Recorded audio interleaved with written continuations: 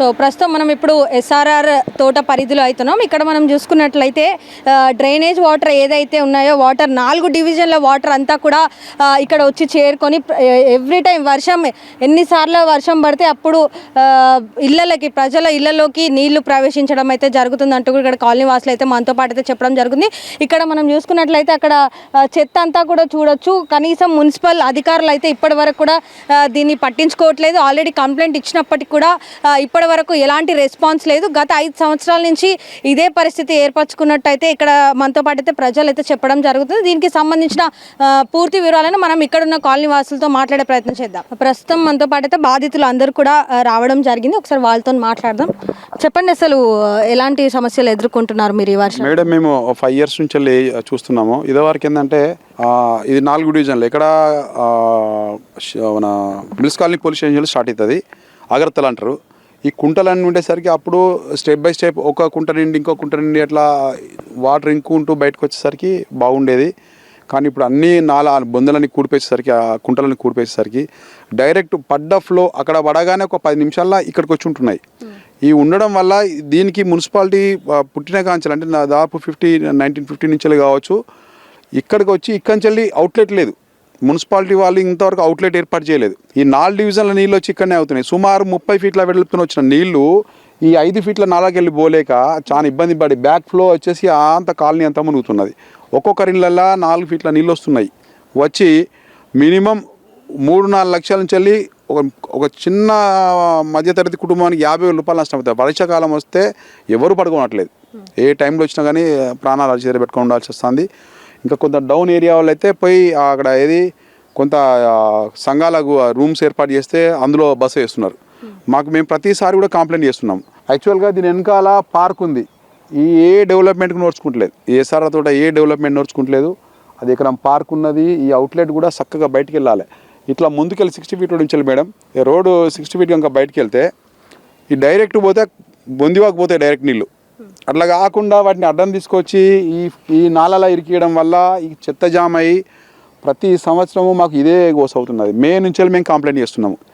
ఏం చేసినా కానీ ఎక్కడిదక్కడే ఉంటున్నది. దాన్ని ఎవరు ఏం పట్టించుకుంటలేరు. అది ప్రాబ్లం. వాళ్ళ దగ్గర నుంచి అంటే మున్సిపాలిటీ వాళ్ళ దగ్గర నుంచి కూడా మీకు ఎట్లాంటి రెస్పాన్స్ అయితే లేదు? అవును మేడం, మేము మే నుండి ప్రతి గ్రీవెన్స్లో అప్లై చేస్తున్నాము. ఇవాళ కూడా టిల్ డేట్లు ఇవాళ కూడా అప్లై చేసి వచ్చినాం. రెస్పాండ్ అయితే లేదు. మేము ఇదొక్కటే కాదు, పలు మోరీలు చూపెడతాము. ఒక్కొక్క మోరీలో 4 ఫీట్లు 5 ఫీట్ల షెల్టర్ నిండి ఉంటుంది. 30 ఫీట్ వెడల్పుతోని 5 ఫీట్ షెల్టర్ నిండి ఉంటుంది. వాళ్ళు తీస్తా అని చెప్తున్నారు. జేసీబీ వాళ్ళకు కాంట్రాక్ట్ ఇచ్చామని చెప్తున్నారు. మీరు చూడండి దాన్ని వాళ్ళు ఏం తీసిండ్రు, ఎంతవరకు తీసిన కుప్పలు కూడా ఏర్పడతాయి కదా మేడం. ఇప్పుడు మనం అబద్ధం ఆడితే అట్లా కాదు. తీసిన వాళ్ళ షెల్టర్ ఎంత తీసిండ్రు, ఎంత షెల్టర్ ఉన్నది, ఎంత గుర్రం డెక్ ఉన్నది కూడా అది కూడా మీకు చూపెడతాము. అది కూడా చూడండి. చూసిన తర్వాత మాట్లాడి దీనికి శాశ్వత పరిష్కారం ఏదని మీరు అంటారు? దీనికి శాశ్వత పరిష్కారం అంటే మన మేడం వచ్చింది, మా కాన్స్టిట్యూషన్ ఎమ్మెల్యే మినిస్టర్ గారు కొండ సురేఖ మేడం వచ్చింది. వచ్చి వర్షాకాలం లోపు ఈ రోడ్డు బయటకు వెళ్తే ఆ రోడ్డు ఇరుపక్కల ఒక 10 ఫీట్లు తీసినా కానీ ఈజీగా కుంట్ల పోతే మన బొందివాళ్ళకి వెళ్తాయి. అదే పరిష్కారం. దాన్ని పట్టించుకొని దాన్ని చేస్తే బాగుంటుందని మాకు. రోడ్ కన్స్ట్రక్షన్ చేస్తే రోడ్డుతో పాటు మొరీలు కూడా వస్తాయి. ఆ మొరీలతో వాటిని అన్ని కూడా మాకు సాఫీగా ఉంటుంది, జీవనం సాఫీగా ఉంటుంది. ఈ రోడ్డు ఎంత ప్రత్యేకత ఉంటుందంటే హంటర్ రోడ్డుకు ప్యారలల్గా ఒకవేళ హంటర్ రోడ్ ఏమైనా జామ్ అయినా ఏమైనా ఇబ్బంది అయినా దీన్ని ప్యారలల్గా ఉపయోగించుకోవచ్చు. అప్ టు కాజీపేట వరకు ఉంది రోడ్. ఇది చాలా బాగుంటుంది రోడ్ వేస్తే అని మా కోరిక. మీరు ఏం చెప్పాలనుకుంటున్నారు అధికారులు? చాలా ప్రతి సంవత్సరం వర్షాకాలం వచ్చిందంటే మేము చాలా ఇబ్బంది పడుతున్నాం మేడం. మా ఇంట్లోకి అయితే ఎవ్రీ ఇయర్ వాటర్ వచ్చేస్తుంటాయి. ఎంత లేకున్నా కూడా ఒక 1 to 2 lakhs ప్రతి ఇయర్ నష్టపోవాల్సి వస్తున్నది. అధికారులకు చెప్పినా కూడా వాళ్ళు ఏమంటారు మేడం, ఫ్లాడ్ వచ్చినప్పుడు వస్తారు, పలకరిస్తారు, వెళ్తారు. తర్వాత మళ్ళీ చూస్తే ఎక్కడ వేసిన గొంగళ అక్కడే ఉంటుంది. మళ్ళీ మా వర్షాకాలం వచ్చుడితోటే మేము పడే ఇబ్బందులు అనేది రిపీట్ అలానే అవుతుంది.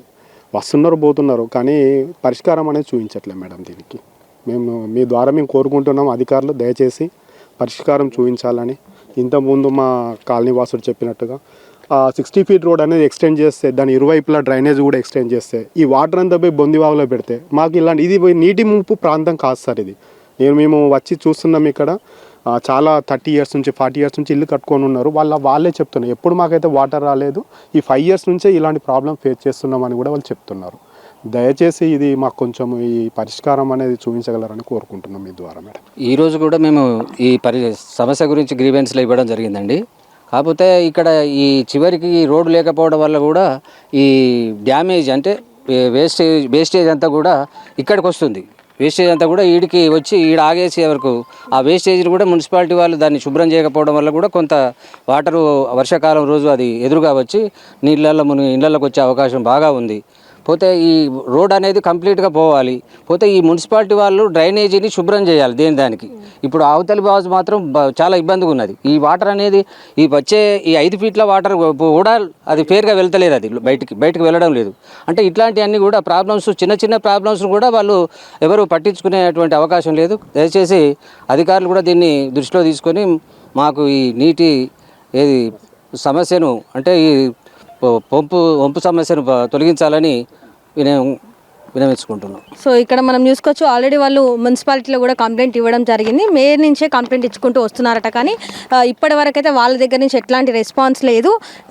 ఆ నాలుగు కూడా మనం చూసుకున్నట్లయితే అవుట్లైన్ అనేది కూడా చాలా చిన్నగా పెట్టే వరకు ఆ 4 డివిజన్ల వాటర్ అయితే ఏదైతే ఉందో అదంతా వచ్చి ఒక్క దగ్గర జామ్ అయ్యి ఆల్రెడీ ఆడ వర్షం పడినప్పుడల్లా వాటర్ అంతా స్టక్ అవ్వడం జరుగుతుంది అంటే కూడా ఇక్కడ కాలనీ వాసులు మనతో పాటు చెప్పడం జరుగుతుంది. సో దీనికి శాశ్వత పరిష్కారం ఏదైతే అక్కడ 60 ఫీట్ రోడ్ ఏదైతే ఉందో అది కొంచెం ఎక్స్టెండ్ చేస్తే పక్కన నాలాలు కొంచెం ఎక్స్టెండ్ చేస్తే అది సాఫ్ అయిపోతుంది అంటూ కూడా ఇక్కడ కాలనీ వాసులు అయితే చెప్తున్నారు. దీన్ని దయచేసి అధికారులు పట్టించుకోవాలని చెప్పి కూడా కాలనీ వాసులు అయితే మనతో పాటు చెప్పడం జరుగుతుంది.